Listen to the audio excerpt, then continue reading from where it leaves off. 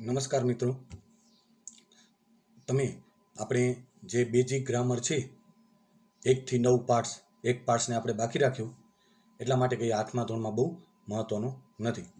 તો એ તમે બરોબર તૈયાર કરી નાખ્યા હશે, કારણ કે આપણે આપણો જે હેતુ છે એ અંગ્રેજીને એક એક વાક્યને, વાક્યના કાળ, વાક્યના પ્રકાર, વાક્યમાં આવતા શબ્દ, એ પછી વર્બ હોય, નાઉન હોય, એડજેક્ટિવ હોય, એ બધું જો તમે સમજીને શીખવાના પ્રયત્ન કરશો તો જ એ તમને અંગ્રેજી આગળ જતાં કામ આવશે. એટલે આપણે સમજીને શીખવા માટે શરૂઆતમાં તમને બેઝિક ગ્રામરના જે લેક્ચર છે એની આપણે ચર્ચા કરી હતી. એ તમે નોટમાં ખૂબ જ સારી રીતે ઉતારીને મોઢે તૈયાર કરવાના પ્રયત્ન તમે કર્યા હશે. ઘણી બધી બાબત એવી પણ હશે કે કદાચ નહીં પણ સમજાણી હોય, તો આપણે જ્યારે જ્યારે યુનિટ શરૂ થશે ત્યારે વારંવાર એની ચર્ચા કરશું, એટલે તમને સમજાશે. એટલે કદાચ કોઈ વિદ્યાર્થીને કોઈ બાબતમાં કદાચ ન સમજાણું હોય તો બહુ મોટી ચિંતા કરવાની જરૂર નથી. આપણી પાસે આખું વર્ષ હોય છે. વર્ષ દરમિયાન આપણે અનેક વખત તમારી પાછળ પ્રયત્ન કરતા હોઈએ છીએ. આજે આપણે હવે તમારું યુનિટ છે એ સ્ટાર્ટ કરવા જઈ રહ્યા છીએ. તો આપણે યુનિટની બધી એક્ટિવિટીઓ છે એ પણ આપણે સમજાવીએ છીએ. તો આપણે આજે તમારું યુનિટ 1ની એક્ટિવિટી 1 એના વિશે ચર્ચા કરવાની છે. એના આધારિત જે કોઈ ગ્રામરની બાબત આવે એને પણ તમારે ધ્યાનમાં રાખવાની છે. એના આધારિત પ્રશ્ન જવાબ પણ તમને એક્ઝામ્સમાં આવતા હોય છે, તો એને પણ ધ્યાનમાં રાખવાના હોય છે. એટલે દરેક બાબતોને આપણે જેને કહે એકદમ હોશિયારમાં હોશિયાર વિદ્યાર્થીઓ છે એ સારામાં સારા માર્ક્સ લઈ આવી શકે એવા આપણે અહીંયા પ્રયત્ન કરવાના છે. એટલે સમગ્ર બુકમાં આપણે બધી એક્ટિવિટી, એના આધારિત પ્રશ્ન, આ બધી જ બાબતો આપણે ધ્યાનમાં રાખવાની છે. તો આજે આપણે એક્ટિવિટી 1 છે યુનિટ 1ની એ શરૂ કરવા જઈ રહ્યા છીએ. તો તમે છે એને ધ્યાનપૂર્વક તમે સમજવાના પ્રયત્ન કરશો. માત્ર અર્થઘટન, તમને ભાષાંતર આવડે, અંગ્રેજીનું ગુજરાતી આવડે એ પૂરતું નથી. એ સમજવાનું એક લેંગ્વેજ છે, આપણી માતૃભાષા છે, એના દ્વારા આપણે સમજીએ છીએ, પણ આપણે ખરેખર જે કામ છે એ અંગ્રેજીમાં જ કરવાનું છે.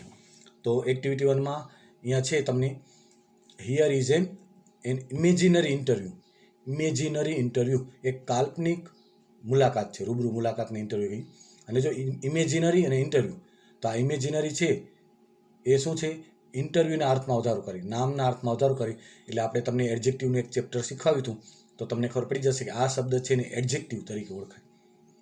કારણ કે 8મા ધોરણમાંથી આવા આટલા પ્રયત્ન કરશો એક એક શબ્દને સમજવાના, ત્યારે તમે 9મા અને 10મામાં અંગ્રેજી ઉપર તમારી ખૂબ જ માસ્ટરી આવશે. અને આપણે એવા પ્રયત્ન કરવાના છે કે આપણે અંગ્રેજી ભાષા ઉપર માસ્ટરી મેળવવાના પ્રયત્ન કરવાના છે. With a famous astronaut. જો અહીંયા ફેમસ એસ્ટ્રોનટ, ફેમસ એસ્ટ્રોનટ કહો તો ફેમસ, તો આ પણ એડજેક્ટિવ. આવી રીતે એક એક શબ્દ તમે સમજશો. સુનિતા વિલિયમ્સને આપણે જાણીએ છીએ. Listen to your teacher, read it. આ લિસન ટુ યોર ટીચર આવ્યું તો વાક્યની શરૂઆત સીધી ક્રિયાપદથી થઈ. એટલે આ વાક્યનો પ્રકાર આપણે ખબર પડી કે આજ્ઞાત વાક્ય છે. આપણે એક એક ગ્રામરની બાબતને પાઠના આધારે, ખાલી પાઠનું ભાષાંતર આવડે એવા પ્રયત્ન જ કરવાના. પાઠ આધારિત કમ્પ્લીટ ગ્રામર આપણું રિવિઝન થાય ને આપણે સમજીએ દરેક પાઠમાં, એવા પ્રયત્ન કરવાના છે. રીડ ઇટ, તો આ વાક્યની શરૂઆત રીડ ક્રિયાપદથી, તો આ વાક્ય આજ્ઞાત ઇમ્પરેટિવ સેન્ટેન્સ, વાક્યનો પ્રકાર. Work in pairs and dramatise it, તો આ વાક્યની શરૂઆત સીધી ક્રિયાપદથી, વાક્યમાં કરતા નથી, એટલે આ વાક્ય ઇમ્પરેટિવ સેન્ટેન્સ કહેવાય. તો વાક્યના પ્રકાર ખબર પડી: વિધાન વાક્ય, પ્રશ્ન વાક્ય, ઇમ્પરેટિવ આજ્ઞાત વાક્ય, ઉદ્ગાર વાક્ય. એટલે એક એક વાક્યના પ્રકાર. પછી વાક્યના કાળ, બધા આપણે કાળની વાક્યના ઉપરથી તમને ઓળખાવશું. તમે વાક્યના તૈયાર કરી હશે, તમને પણ આવડશે. નામ હોય તો નામના બહુવચન, એના નિયમો. તો આ બધી બાબતો તમે છે ધ્યાનમાં રાખીને અભ્યાસ કરવાના પ્રયત્ન કરજો. ઇન્ટરવ્યૂની આપણે વાત કરી. Interviewer: hello miss Sunita Williams, Mrs Sunita Williams, welcome to our programme. તે અહીંયા પ્રોગ્રામમાં એને આવકારે છે. સુનિતા વિલિયમ્સ કે હેલો, નાઇસ મીટિંગ યુ. તમને મળીને ખૂબ જ આનંદ થયો. Interviewer: where do you work. હવે આ તમને ખબર પડી જશે કે વેર ડુ યુ વર્ક છે એ વાક્યનો પ્રકાર. એ પ્રશ્ન વાક્ય ઇન્ટ્રોગેટિવ સેન્ટેન્સ છે અને એનામાં પણ બે પ્રકાર આવે. એનામાં WH ક્વેશ્ચન છે એક બાબત. બીજી કે આ પ્રશ્ન છે તો કયા કાર્ડનો પ્રશ્ન છે. તો આપણે કેમ ખબર પડે? તો આ ડુથી ખબર પડે. ડુ કે ડઝથી પ્રશ્ન હોય એ સિમ્પલ પ્રેઝન્ટ ટેન્સના હોય, એક બાબત. ત્રીજી બાબત, વેરથી પ્રશ્ન આપણે શા માટે પૂછીએ. આપણે યુનિટ 1નું ગ્રામર લેશું એટલે WH ક્વેશ્ચન તમારે લેશું એટલે ત્યારે પણ તમને આવડશે. અત્યારે પણ આપણે સમજાવી છીએ વેરથી પ્રશ્ન શું જાણવા માટે, તો સ્થળને જાણવા માટે, બરાબર. તો આપણે સામેવાળા વ્યક્તિને ક્યાં કામ કરો છો એમાં આપણે એનું સ્થળ જાણવું હોય તો આપણે વેરથી પ્રશ્ન પૂછીએ. તો Sunita Williams is at NASA as a flight engineer. નાસામાં ફ્લાઇટ એન્જિનિયર તરીકે કામ કરે છે. Interview, where were you born. તમારો જન્મ ક્યાં થયો હતો. અહીંયા વેરથી આપણે છે એ સ્થળ જાણવા માટે વેરથી પ્રશ્ન પૂછ્યો અને આ પ્રશ્ન છે એ વોઝ વેર વત્તા ભૂતકૃદન એટલે પેસિવ વોઇસમાં આવે. 9મા ધોરણમાં જે આવે છે સાદા ભૂતકાળનો પ્રશ્ન છે પણ એ પેસિવ વોઇસનો છે એટલે અત્યારે તમને ખ્યાલ નહીં આવે. Sunita Williams Ohio. તો એનો જવાબ જો સુનિતા વિલિયમ્સ આખા વાક્યમાં આપે તો કઈ રીતે આપે? તો I was born in Ohio. અને આપણે પ્રશ્ન પરીક્ષામાં એમ પૂછે કે where was Sunita Williams Born, તો આપણો જવાબ એમ આવશે Sunita Williams was born in Ohio. તો આવી રીતે પ્રશ્ન એના જવાબ તમને શબ્દો પરથી કારકર્તા મુજબ બનાવતા આવડે એ પણ જરૂરી છે.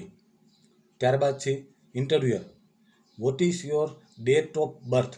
એની જન્મ તારીખ. જો આ તમને જે બધા પ્રશ્ન જવાબ આવે છે એ તમને પરીક્ષામાં એ એક્ટિવિટીમાંથી જ્યારે પ્રશ્ન જવાબ આવે છે ત્યારે આ બધી વિગતો આપણે મોઢે યાદ પણ રાખવાની છે. કે જન્મની તારીખ, તો એની જન્મ તારીખ તમને 4 ઓપ્શન આપેલા હોય તો 4 ઓપ્શનમાંથી તમારે સિલેક્ટ કરવાનું છે. આપણે પણ તમને પરીક્ષામાં અહીંયા પૂછાય એવા પ્રશ્નોત્તરી અહીંયા તૈયાર કરી છે. એ તમારે પ્રશ્નોત્તરી છે, પ્રશ્ન અને જવાબ એ તમારે નોટમાં લખીને આ પાઠમાંથી એ પાકા કરવાનું છે. જે વિગત અહીંયા કહેવામાં આવે એની નોટ વ્યવસ્થિત તૈયાર કરશો તો તમને કોઈ તકલીફ પડશે નહીં. તો અહીંયા એની ડેટ ઓફ બર્થ છે સુનિતા વિલિયમ્સ. તો એની ડેટ છે 19 સપ્ટેમ્બર 1965. 19મી સપ્ટેમ્બર 1965માં એનો જન્મ થયો હતો. તો date of birth of Sunita Williams is 19 September 1965. આવી રીતે પ્રશ્ન જવાબ આવે તો પણ આવડે અને ખાલી તમને ઓપ્શન આવે તો પણ ઓપ્શન આધારિત પણ તમને આવડે. પછી interviewer, where did you get your graduation from.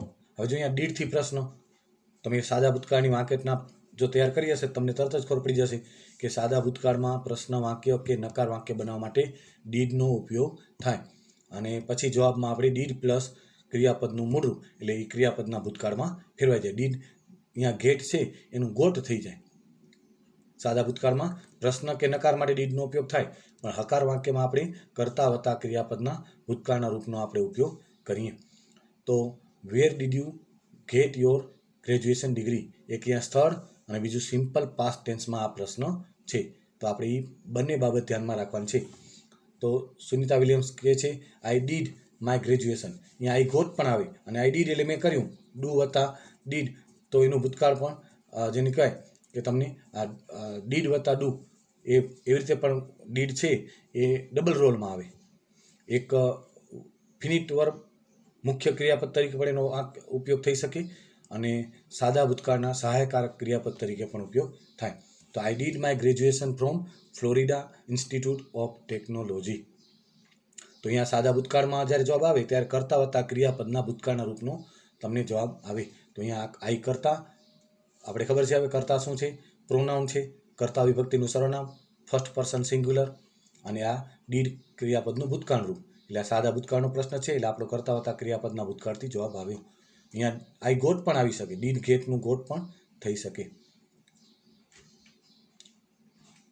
ત્યારબાદ interviewer, which special item did you bring with you in the space first time. સૌ પ્રથમ વખત તમે કઈ ખાસ પ્રકારની વસ્તુઓ છે એ સ્પેસમાં લઈ ગયા હતા. જો અહીંયા પાછો ડીડથી પ્રશ્ન, વિચનો છે આપણે કોઈ વસ્તુ વિશે કયા એ બાબતમાં જ્યારે આપણે પ્રશ્ન બનાવવો હોય ત્યારે આપણે વિચનો ઉપયોગ કરીએ. તો વિચ સ્પેશિયલ આઇટમ ડીડથી પ્રશ્ન, ડીડ વત્તા બ્રિંગ એટલે બ્રોટ થઈ જાય, બ્રિંગનું ભૂતકાળનું રૂપ બ્રોટ થઈ જાય. આપણે તમારો યુનિટ શરૂ થશે ને આ યુનિટ, તો એનામાં પાઠ આધારિત તમને સ્પેલિંગ લખાવશું ત્યારે પાઠ આધારિત તમને વર્બ ફોર્મ ક્રિયાપદના ભૂતકાળ ભૂતકૃદનના રૂપો પણ આપણે તમને લખાવી છીએ. એ પણ તમારે તૈયાર કરશો એટલે આ તમને બધી બાબતો ધીમે ધીમે સમજાતી જશે અને આવડી જશે. પણ જેટલું થાય એટલું તમે વ્યવસ્થિત તૈયાર કરશો તો તમને કોઈ તકલીફ પડશે નહીં. Bring with you in the space first time. First time એટલે પ્રથમ વખત તમે કઈ કઈ વસ્તુઓ સાથે લઈ ગયા હતા સ્પેસ એટલે અવકાશમાં? તો સુનિતા વિલિયમ્સ એનો જવાબ આપે છે ધ ભગવદ્ ગીતા બુક છે, a small idol of Ganesh, Ganesh ભગવાનની નાની મૂર્તિ, and a letter written in Hindi by my father. મારા ફાધર દ્વારા જે એક લેટર હિન્દીમાં લખાણું હતું એ પણ હું સાથે લઈ ગઈ હતી. તો અહીંયા તમારે આ ત્રણ વસ્તુને ખાસ ધ્યાનમાં રાખવાની છે. પરીક્ષામાં તમને પ્રશ્ન એવો આવે કે કઈ વસ્તુ નહોતા લઈ ગયા, તો એક વસ્તુ અંદર ઉમેરી દે કોઈ પણ, અને ત્રણ વસ્તુ જે અહીંયા તમને આપી છે ડાયલોગમાં એ જ રાખે. એટલે આપણે ત્રણ વસ્તુ યાદ હોવી જોઈએ કે ત્રણ કઈ વસ્તુ લઈ ગયા. એક તો ગણેશ ભગવાનની મૂર્તિ, પછી લેટર એના ફાધર દ્વારા જે લખાણો હતો એ, અને છે ભગવદ્ ગીતા. આ ત્રણ લઈ ગયા તો એ આપણે ખબર હોવી જોઈએ. ઘણીવાર એમ પણ કઈ લઈ ગયા તો એનામાં એક સાચી રાખે ત્રણ ખોટી રાખે. એટલે કોઈ પણ રીતે આપણે પ્રશ્ન પૂછાય તો આપણી માનસિકતા હોવી જોઈએ. તો આ ત્રણ વસ્તુ સાથે લઈ ગયા હતા. Interview, who inspired you in your life and work. તમારા જીવનમાં તમને કોણે પ્રેરણા આપી હતી? તમારા કાર્ય અને જીવનમાં કોણે પ્રેરણા આપી હતી? તો હુથી જ્યારે પ્રશ્ન પૂછાય ત્યારે ખાસ ધ્યાન રાખજો, સાદા ભૂતકાળનો પ્રશ્ન હોય ને તો પણ એનામાં ડીડ વપરાય નહીં. સીધું ક્રિયા, આ એક જ પ્રશ્ન એવો છે કે સાથે સીધું ક્રિયાપદનું ભૂતકાળ રૂપ આવે, નહીં તો ડીડ વત્તા મૂળ રૂપ આવવું જોઈએ. દરેક પ્રશ્ન બનાવો ભૂતકાળ સાદા ભૂતકાળનું, પણ હુથી જ્યારે પ્રશ્ન પૂછાય ત્યારે સીધું ક્રિયાપદનું ભૂતકાળનું રૂપ આવશે એટલું ધ્યાન રાખજો. તો who inspired you in your life and work. તમારા જીવન અને તમારા કાર્યમાં તમને કોણે પ્રેરણા આપી? હુથી પ્રશ્ન, કર્તાને જાણવા માટે હુથી પ્રશ્ન વપરાય. અને માત્ર હુની જગ્યાએ કોઈ કર્તા મૂકી દો એટલે વાક્ય રચનામાં મોટા ભાગે કોઈ ફેરફાર થાય નહીં. તો મહાત્મા ગાંધી, આખા વાક્યમાં તમારે જવાબ બનાવો તો એમ બને Mahatma Gandhi inspired me in my life and work. આવી રીતે જવાબ આપી શકે. ખાલી હુની જગ્યાએ મહાત્મા ગાંધી, પણ અહીંયા યુની રીતે આપણે સામેવાળી વ્યક્તિ પોતાની ભાષામાં જવાબ આપે એટલે પછી મી ને માય એ આપણે કરવું પડે. મહાત્મા ગાંધી કરતા છે એનો પ્રશ્ન છે અહીંયા. પછી what is your country of origin. તમારો મૂળ દેશ કયો? Country of origin. તો આપણે જાણીએ છીએ કે ઇન્ડિયા ઇનફેક્ટ ઇઝ માય, બરાબર, કન્ટ્રી છે એ ભારતના મૂળ વતની હતા સુનિતા વિલિયમ્સ. એના ફાધર છે એમ કે છે my father Deepakbhai is from Gujarat. એના ફાધર ગુજરાતના, એટલે આપણા ગુજરાત અને ભારત માટે એ ગૌરવની બાબત કહેવાય. આપણે ધ્યાનમાં રાખવાનું છે ફાધરનું નામ અને એ ગુજરાતના હતા. હવે ખાસ તમારે જે ધ્યાનમાં રાખવાનું છે એ હોમવર્ક છે તમારું. આ એક્ટિવિટી આધારિત તમારું હોમવર્ક શું છે? તો તમને આ જે આપણે ડાયલોગ સમજાવ્યો એનામાંથી તમને પરીક્ષામાં પૂછાઈ શકે એવા મહત્ત્વના પ્રશ્ન અને જવાબો છે એ તમને ઓપ્શનલ હોય કે પ્રશ્ન પૂછાય ગમે તે રીતે હોય એ તમારે તૈયાર કરવાના છે. એટલે નોટમાં તમારે એક વખત પ્રશ્ન જવાબ લખીને તૈયાર કરવાના છે. આ જે તમારું હોમવર્ક છે એ તમારે કરવાનું છે. નોટમાં પ્રશ્ન છે where does Sunita Williams work. અહીંયા જો 10થી પ્રશ્ન છે એટલે સાદા વર્તમાન કાળનો પ્રશ્ન છે એટલે આપણે જવાબ આપશું એટલે ક્રિયાપદના એસ કી એસથી આપશું. આપણે દરેક કાળને આપણે ઓળખવા માટે એના સહાયકારક ક્રિયાપદોની બધી આપણે બીજી ગ્રામરમાં એટલે જ બધી આ ચર્ચા કરી છે કે તમે એક એક વાક્યના કાળ, વાક્યના પ્રકાર, એનો જવાબ જાતે કેવી રીતે બનાવવું એ તમને આવડી શકે.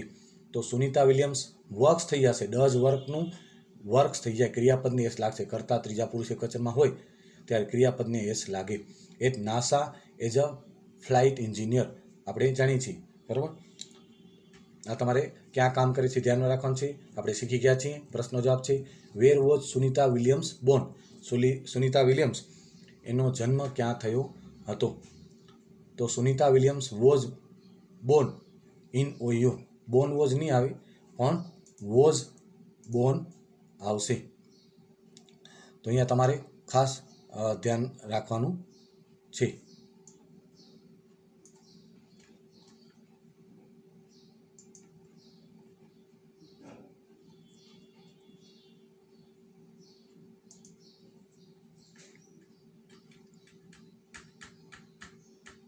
બરાબર. તો અહીંયા Sunita Williams was born in Ohio.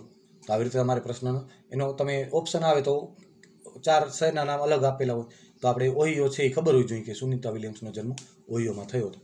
ભાઈ what is her date of birth? તો એ ડેટ ઓફ બર્થ આપણે યાદ રાખવાનું છે. તમને 4 ઓપ્શન આપશે, 19મી જુલાઈ ને, સપ્ટેમ્બર ને, ઓગસ્ટ ને, ઓક્ટોબર ને, બરાબર.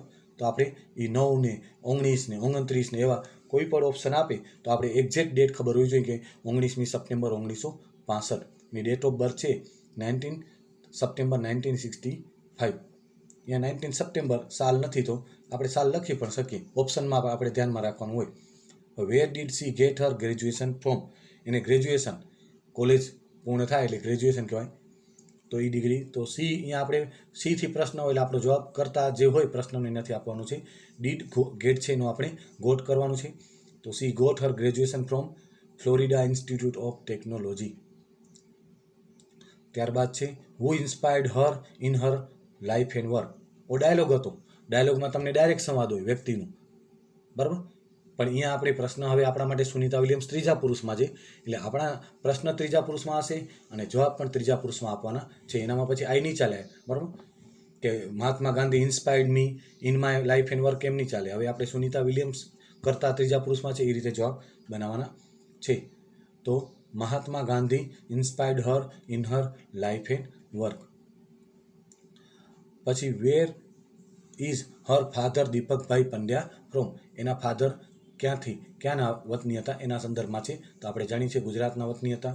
તો હર father Deepakbhai Pandya is from Gujarat, બરાબર. તો આવી રીતે તમને એક્ટિવિટી દરેક આપણે ખાલી સમજવા નથી પણ એક્ટિવિટીની અંદર જે કોઈ ગ્રામેટિકલ બાબત આવે એ ગ્રામેટિકલ બાબતને જેટલું તમે વધારે ધ્યાન રાખશો એટલા તમે ઇંગ્લિશમાં ઝડપથી જેને કહેવાય નિષ્ણાત થવાના પ્રયત્ન થઈ શકશે. એટલે એક એક બાબતને એક એક વાક્યને એનામાં આવતા જે ગ્રામરના પોઈન્ટ્સ છે, કાળ હોય, વાક્યના પ્રકાર હોય તો એને સમજવાના પ્રયત્ન તમારે કરવાના છે. ત્યાર પછી એક એક્ટિવિટી આવે છે કે read the sentence carefully, read the questions and mark for all the question that are answered in the statement. સ્ટેટમેન્ટમાં જે પ્રશ્નનો જવાબ મળતો હોય એને તમારે રાઇટ માર્ક કરવાનું છે. તો અહીંયા Sunita Williams stayed in the space for 36 day આ એક વાક્ય છે. સુનિતા વિલિયમ્સ કરતા છે, ઇન ધ સ્પેસ સ્થળ દર્શાવે છે અને 36 ડેઝ સમયગાળો દર્શાવે છે. આ 3 પ્રશ્નના અહીંયા જવાબ મળશે. તો અહીંયા આપણે જોઈ લઈએ તો એક તો વેર ડીડ સી સ્ટે તો એનો જવાબ મળશે ઇન ધ સ્પેસ. પછી who stayed in the space તો એનો જવાબ પણ મળશે. હુ એટલે કરતા એટલે સુનિતા વિલિયમ્સ. પછી for how many days she stayed in the space તો 36 ડે. તો આ 3 પ્રશ્નના જવાબ આપણે અહીંયા મળે છે એટલે ત્રણેયમાં આપણે રાઇટ કરવાનું છે, બરાબર. એટલે તમને સમજાઈ ગયો હશે કયા કયા પ્રશ્ન જવાબ મળે છે. ત્યાર પછી the theatre was first developed in Greece as a part of religious view. તો આનામાં કયા પ્રશ્ન મળે છે આપણે જોઈએ. તો અહીંયા what was developed in Greece તો ગ્રીસમાં શું ડેવલપ કરવામાં આવ્યું હતું તો ધ થિયેટર એનો જવાબ મળ્યો કર્મનો. પછી why was the theatre developed, બરાબર, શા માટે તો ઇન ગ્રીસ તો as a part of religious view માટે તો એનો જવાબ મળ્યો વાયનો કે રિલિજિયસ વ્યૂ માટે. અને વેર ડીડ ધ ફર્સ્ટ છે થિયેટર ડેવલપ ક્યાં તો સ્થળનો જવાબ મળશે ઇન ગ્રીસ. તો આ ત્રણેય જવાબ આપણે આના મળે છે. પછી છે the first newspaper advertisement appeared on the back page of London. અહીંયા અની આવે article of London newspaper of a London newspaper, બરાબર છે, ઇન 1965. તો આમાં વેન એટલે સમય તો ઇન 1965 એનો જવાબ મળ્યો એટલે આ સાચું છે. ભાઈ હુ ગેવ તો હુ ગેવનો હુ એટલે કરતા તો અહીંયા કરતા ક્યાંય આપેલું નથી. તો આ જે બ્લુ કલરમાં ડાર્ક જે આપેલું છે તો એ જવાબ તમને મળતો નથી. એ તમારે ખાસ સમજવાનો પ્રયત્ન કરવાના છે, બરાબર. હુનો એટલે કરતાનો પ્રશ્ન તો અહીંયા કરતા ક્યાંય આપેલું નથી. જે રેડ કલરમાં આપણે આપ્યો છે એ જવાબ છે જે મળે છે તમને એ. પછી where did advertisement appear in the તો બેક પેજ એનો જવાબ છે તો એ મળે છે. પછી અહીંયા બે તમને જવાબ મળશે, વેનના અને વેરના, ત્રણ જે આપેલા છે. વુનો જવાબ મળશે નહીં. Kiran Bedi is the first woman IPS officer of India. તો અહીંયા જો વુનો જવાબ મળે, વુ એટલે કોણ, તો કરતા, તો કિરણ બેદી, તો એનો જવાબ મળશે. પછી વોટ ઇઝ કિરણ બેદી, તો વોટ એટલે એનો વ્યવસાય શું, કોઈ વ્યક્તિ સાથે વોટથી પ્રશ્ન પૂછાય તો વ્યવસાય જાણવા માટે, તો the first woman IPS officer, તો એનો જવાબ મળશે. પછી when was Kiran Bedi selected as an IPS officer, તો વેન એટલે સમય, તો અહીંયા સમય ક્યાં આપેલો નથી, એટલે આ જે કલર છે એ તમને જવાબ એનો મળતો નથી. રેડ કલરનો જવાબ મળ્યા છે બે, આ જવાબ મળતો નથી. પછી Mahatma Gandhi was born in Porbandar on 2 October 1869, તો મહાત્મા ગાંધી કરતા ઇન પોરબંદર સ્થળ દર્શાવે અને ઓક્ટોબર 1860 2 ઓક્ટોબર એ સમય દર્શાવે. ત્રણ જવાબ મળે છે, બરાબર. એક when did Mahatma Gandhi go to Delhi, તો એ મહાત્મા ગાંધી ગો ટુ દિલ્હી છે એ તમને ક્યાંય આપેલો નથી, એનો જવાબ ક્યાંય આપ્યો નથી, એટલે એ જવાબ મળતો નથી. ભાઈ where was Mahatma Gandhi Born, તો એનો જવાબ મળે છે ક્યાં જન્મ થયો હતો, તો ઇન પોરબંદર, તો એ જવાબ મળે છે. પ્રશ્ન એનો થઈ શકે છે. પછી what is the birth date of Mahatma Gandhi, તો એ પણ આપણે જવાબ મળે છે ઓન 2 ઓક્ટોબર 1869. તો આવી રીતે જેને કહેવાય કે એક્ટિવિટી આજે યુનિટ 1ની આપણે 1 અને 2 એ અહીંયા સમાપ્ત કરી છે. આશા રાખું છું કે ખૂબ જ તમે સારી રીતે સમજવાના પ્રયત્ન કર્યા હશે. એક વખત ન સમજાય તો તમે બીજી વખત આ વિડીયો છે એને તમે રિપીટ કરીને પણ તમે સમજવાના સારી રીતે પ્રયત્ન કરી શકો છો. તો આપણે હવે છે આ એક્ટિવિટી 1 અને 2 સમાપ્ત કરી છે. પછીના લેક્ચરમાં એક્ટિવિટી 2 પછીની જે એક્ટિવિટી છે 2 અને 3 એની ચર્ચા કરશું. Good bye, thank you.